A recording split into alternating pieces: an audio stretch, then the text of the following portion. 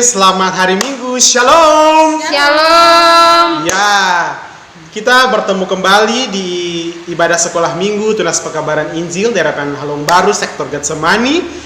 Dan di pagi hari ini kakak pengasuh mau tanya, Dedi punya kabar? Semuanya kabar bagaimana? Baik? Baik. Semuanya kabar baik hari ini? Baik. Kalau kakak Iki kabar hari ini? Luar biasa. Luar biasa. Kalau kakak John punya kabar hari ini? Gagal. Kakak John punya kabar gagal. Oke, mantap. Karena adik-adik di rumah bersuka cita punya kabar baik. Kakak Eki punya kabar yang luar biasa. Dan kakak John juga punya kabar yang gagal seperti kakak John. Kakak pengasuh mengundang semuanya bangkit berdiri dengan penuh sukacita dan semangat. Kita akan sama-sama nyanyi lagu Apa Kabar. Oke, siap? Siap. 1, 2, 3. Apa kabar? Mari bergembira, tepuk tangan, mari puji Tuhan. Goyang kaki kiri, goyang kaki kanan, putar, putar, putar, putar, cari yang lain. Apa kabar? Mari bergembira, tepuk tangan, mari puji Tuhan. Goyang kaki kiri, goyang kaki kanan, putar, putar, putar, putar, silakan duduk. Iya. Oke adik-adik, mari sama-sama kita menyanyi lagu Hari Ini Harinya Tuhan. 1, 2, 3. Hari ini harinya Tuhan, harinya Tuhan. Mari kita bersukaria, bersukaria. Hari ini harinya Tuhan, mari kita bersukaria. Hari ini harinya Tuhan. Adik-adik sekalian, kakak pengasuh menjemput semuanya bangkit berdiri dengan posisi yang siap. Dan sama-sama kita menyanyi lagu Aku Anak Sekolah Minggu. Aku anak sekolah minggu, mau mengikut Yesus. Dia juru selamatku dan Dia penebusku. Ku berjanji tetap jadi muridnya dan bersaksi memberitakan firman-Nya seluruh hidupku. Kata dan karya ku persembahkan kepada. Ya adik-adik, di saat ini kita akan sama-sama berdoa untuk melandaskan, mengawali ketumpunya ibadah di saat ini. Semuanya lipat tangan, tutup mata, dan kita berdoa. Kami selaku kakak pengasuh, anak asuh, dan orang tua di rumah mau mengucap syukur dan berterima kasih untuk semua hal yang telah terjadi di saat ini.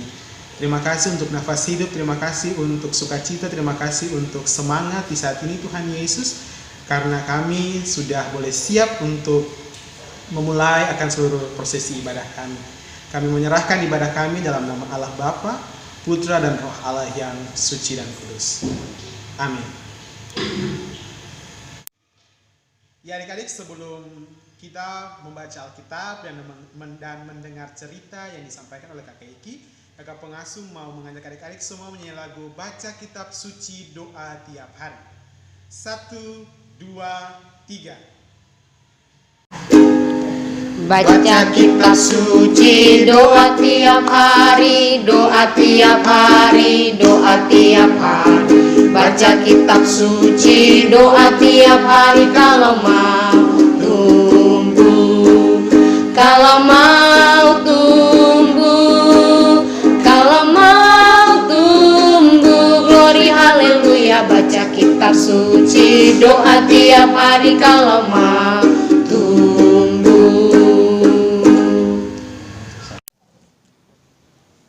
Ya adik-adik, sekarang Katong akan membaca firman Tuhan yang terambil dalam Perjanjian Lama, kitab 2 Raja-Raja 5 ayat pertama hingga ayatnya yang ke-27. 2 Raja-Raja 5 ayat pertama hingga ayatnya yang ke-27. 27.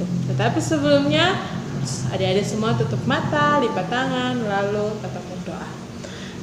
Terima kasih ya Tuhan ya Allah kami. Di saat ini Tuhan, kami anak-anak-Mu akan membaca sedikit dari berita firman-Mu. Kiranya Engkau mengurapi kami dengan Roh-Mu yang kudus, agar firman Tuhan yang kami baca ini boleh kami mengerti dan kami melakukannya di dalam kehidupan kami dari hari lepas hari. Berfirmanlah kepada kami ya Tuhan, sebab sebagai anak-anak-Mu kami sudah siap untuk mendengar apa kata firman-Mu. Amin. Ya, adik-adik, ketua akan baca, kakak pengasuh akan baca, adik-adik bisa sambil membacanya juga di rumah bersama dengan orang tua. 2 Raja-Raja 5 ayat pertama hingga yang ke-27 yang berbunyi demikian. Naaman disembuhkan. Naaman panglima Raja Aram adalah seorang terpandang di hadapan tuannya dan sangat disayangi, sebab oleh dia Tuhan telah memberikan kemenangan kepada orang Aram. Tetapi orang itu seorang pahlawan tentara sakit kusta. Orang Aram pernah keluar bergerombolan dan membawa tertawan seorang anak perempuan dari negeri Israel. Ia menjadi pelayan pada istri Naaman. Berkatalah gadis itu kepada nyonyanya, sekiranya tuanku menghadap nabi yang di Samaria itu, maka tentulah nabi itu akan menyembuhkan dia dari penyakitnya. Lalu pergilah Naaman memberitahukan kepada tuannya. Katanya, beginilah dikatakan oleh gadis yang dari negeri Israel itu. Maka jawab Raja Aram, baik, pergilah dan aku akan mengirim surat kepada Raja Israel. Lalu pergilah Naaman dan membawa sebagai persembahan 10 talenta perak dan 6.000 shikel emas dan 10 potong pakaian. Ia menyampaikan surat itu kepada Raja Israel yang berbunyi, sesampainya surat ini kepadamu, maklumlah sekiranya bahwa aku menyuruh kepadamu Naaman pegawaiku supaya engkau menyembuhkan dia dari penyakit kustanya. Segera sesudah Raja Israel membaca surat itu, dikoyakannya lah pakaiannya serta berkata, Allahkah aku ini yang dapat mematikan dan menghidupkan, sehingga orang ini mengirim pesan kepadaku supaya kusembuhkan seorang dari penyakit kustanya. Tetapi sesungguhnya perhatikanlah dan lihatlah, ia mencari gara-gara terhadap aku. Segera sesudah didengar Elisa abdi Allah itu bahwa Raja Israel mengoyakkan pakaiannya, dikirimnyalah pesan kepada raja. Bunyinya, mengapa engkau mengoyakkan pakaianmu? Biarlah ia datang kepadaku, supaya ia tahu bahwa ada seorang nabi di Israel. Kemudian datanglah Naaman dengan kudanya dan keretanya, lalu berhenti di depan pintu Elisa. Elisa menyuruh seorang suruhan kepadanya mengatakan, pergilah mandi 7 kali dalam sungai Yordan, maka tubuhmu akan menjadi pulih kembali sehingga engkau menjadi tahir. Tetapi pergilah Naaman dengan gusar sambil berkata, aku sangka bahwa setidak-tidaknya ia datang keluar dan berdiri memanggil nama Tuhan Allahnya, lalu menggerak-gerakkan tangannya di atas tempat penyakit itu, dan dengan demikian menyembuhkan penyakit kustaku. Bukankah Abana dan Parpar sungai-sungai Damsik lebih baik dari segala sungai di Israel? Bukankah aku dapat mandi di sana dan menjadi tahir? Kemudian berpalinglah ia dan pergi dengan panas hati. Tetapi pegawai-pegawainya datang mendekat serta berkata kepadanya, Bapa, seandainya Nabi itu menyuruh perkara yang sukar kepadamu, bukankah Bapa akan melakukannya? Apalagi sekarang ia hanya berkata kepadamu, mandilah dan engkau akan menjadi tahir. Maka turunlah ia membenamkan dirinya 7 kali dalam sungai Yordan, sesuai dengan perkataan abdi Allah itu. Lalu pulihlah tubuhnya kembali seperti tubuh seorang anak, dan ia menjadi tahir. Kemudian kembalilah ia dengan seluruh pasukannya kepada abdi Allah itu. Setelah sampai, tampillah ia ke depan Elisa dan berkata, sekarang aku tahu bahwa di seluruh bumi tidak ada Allah kecuali di Israel. Karena itu terimalah kiranya suatu pemberian dari hambamu ini. Tetapi Elisa menjawab, demilah Tuhan yang hidup, yang di hadapannya aku menjadi pelayan, sesungguhnya aku tidak akan menerima apa-apa. Dan walaupun Naaman mendesaknya supaya menerima sesuatu, ia tetap menolak. Akhirnya berkatalah Naaman, jikalau demikian, biarlah diberikan kepada hambamu ini tanah sebanyak muatan sepasang bagal, sebab hambamu ini tidak lagi akan mempersembahkan korban bakaran atau korban sembelihan kepada Allah lain kecuali kepada Tuhan. Dan kiranya Tuhan mengampuni hamba-Mu ini dalam perkara yang berikut. Apabila tuanku masuk ke kuil Rimon untuk sujud menyembah di sana, dan aku menjadi pengapitnya, sehingga aku harus ikut sujud menyembah dalam kuil Rimon itu. Kiranya Tuhan mengampuni hamba-Mu ini dalam hal itu. Maka berkatalah Elisa kepadanya, pergilah dengan selamat. Setelah Naaman berjalan tidak seberapa jauh daripadanya. Berpikirlah Gehasi, bujang Elisa abdi Allah, sesungguhnya tuanku terlalu menyengani Naaman orang Aram ini dengan tidak menerima persembahan yang dibawanya. Demi Tuhan yang hidup, sesungguhnya aku akan berlari mengejar dia dan akan menerima sesuatu daripadanya. Lalu Gehasi mengejar Naaman dari belakang. Ketika Naaman melihat ada orang-orang berlari mengejarnya, turunlah ia dengan segera dari atas kereta untuk mendapat dia dan berkata, "Selamat." Jawabnya, "Selamat. Tuanku Elisa menyuruh aku mengatakan, baru saja datang kepadaku 2 orang muda dari pegunungan Efraim, dari antara rombongan Nabi. Baiklah, berikan kepada mereka setalenta perak dan 2 potong pakaian." Naaman berkata, "Silahkan, ambillah 2 talenta." Naaman mendesak dia dan membungkus 2 talenta perak dalam 2 pundi-pundi dan 2 potong pakaian, lalu memberikannya kepada 2 bujangnya. Mereka ini mengangkut semuanya di depan Gehasi. Setelah mereka sampai ke bukit, disambutnya lah datangan mereka, disimpannya di rumah, dan disuruhnya kedua orang itu pergi. Maka pergilah mereka. Baru saja Gehasi masuk dan tampil ke depan tuannya, berkatalah Elisa kepadanya, "Dari mana Gehasi?" Jawabnya, "Hamba-Mu ini tidak pergi kemana-mana." Tetapi kata Elisa kepadanya, "Bukankah hatiku ikut pergi ketika orang itu turun dari atas keretanya mendapatkan engkau? Maka sekarang engkau telah menerima perak, dan dengan itu dapat memperoleh kebun-kebun, kebun zaitun, kebun anggur, kambing domba, lembu sapi, budak laki-laki dan budak perempuan. Tetapi penyakit kusta Naaman akan melekat kepadamu dan kepada anak cucumu untuk selama-lamanya." Maka keluarlah Gehasi dari depannya dengan kena kusta putih seperti salju. Demikianlah firman Tuhan di saat ini. Ya adik-adik, hari ini kita akan mendengarkan cerita tentang Naaman yang disembuhkan dari penyakit kusta. Ya adik-adik pernah mendengar cerita ini bukan? Adik-adik pasti sudah pernah mendengarnya. Jadi Naaman ini dia adalah seorang panglima Raja Aram. Ya betul sekali, panglima Raja Aram.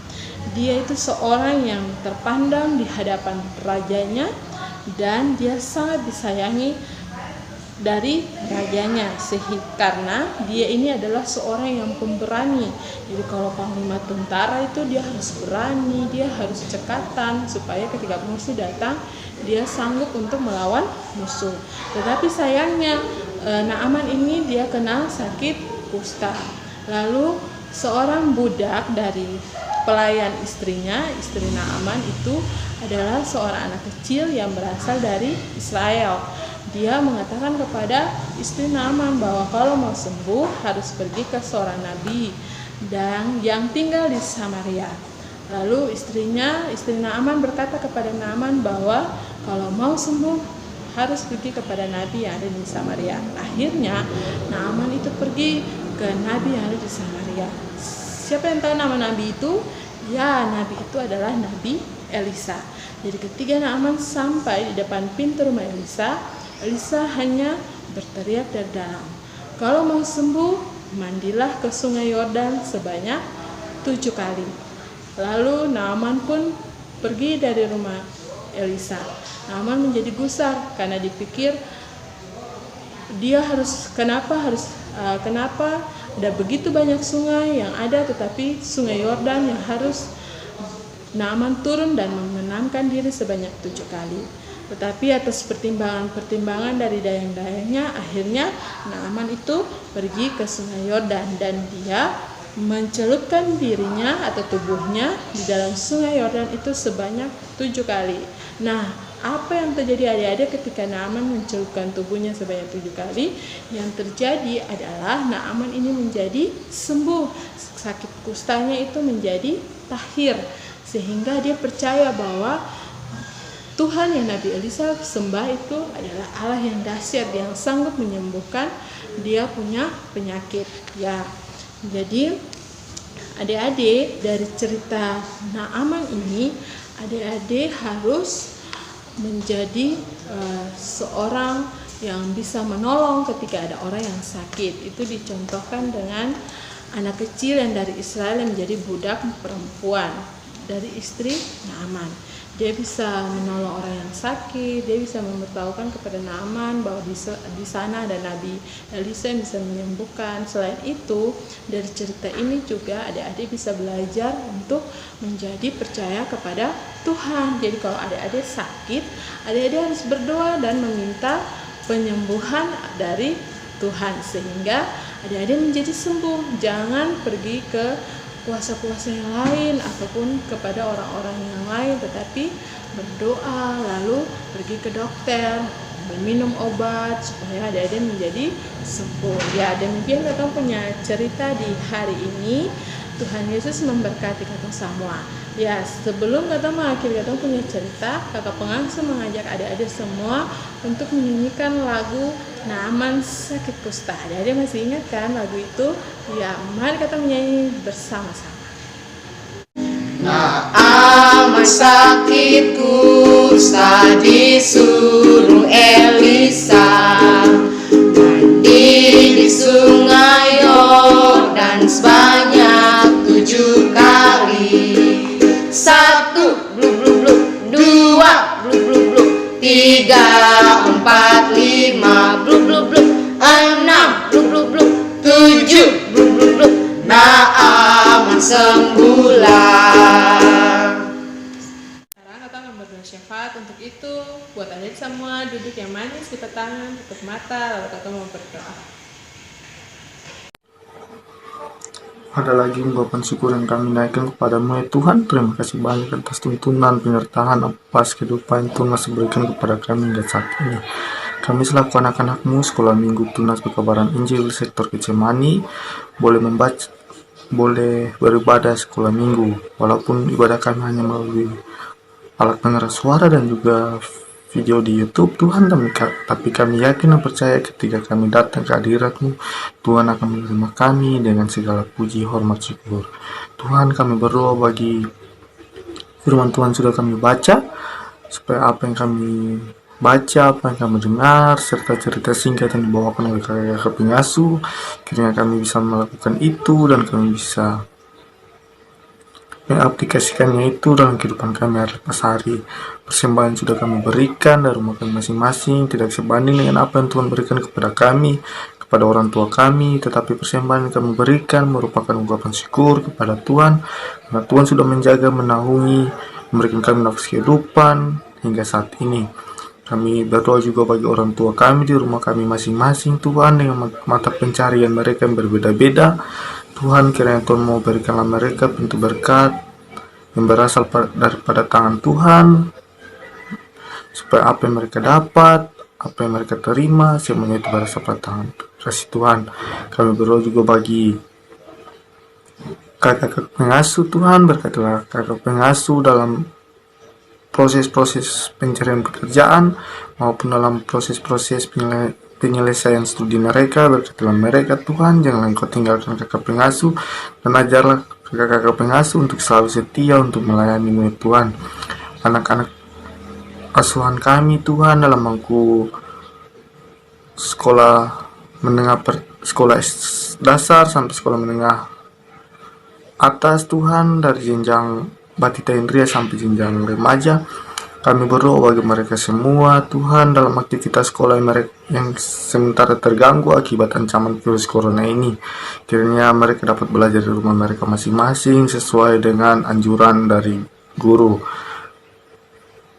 Ibadah ini boleh hampir selesai Tuhan, namun sebelum ibadah ini usai,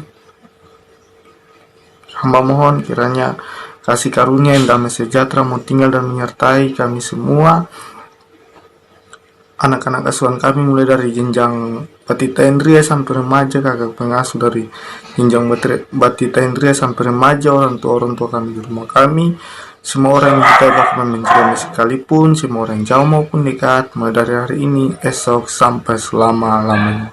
Amin. Semua kakak pengasuh menjemput semuanya bangkit berdiri dan sama-sama kita menyanyikan lagu Di Sorga Nanti Pakai Baju Putih. 1, 2, 3. Di sorga nanti pakai baju putih, atas kepala mahkota emas. Haleluya, puji Tuhan, kekal selama-lamanya. Adik, sebelum kita mengakhiri kita punya ibadah sekolah minggu di saat ini, kita akan menerima berkat Tuhan. Untuk itu semuanya bangkit berdiri, lalu kita akan berdoa berkat.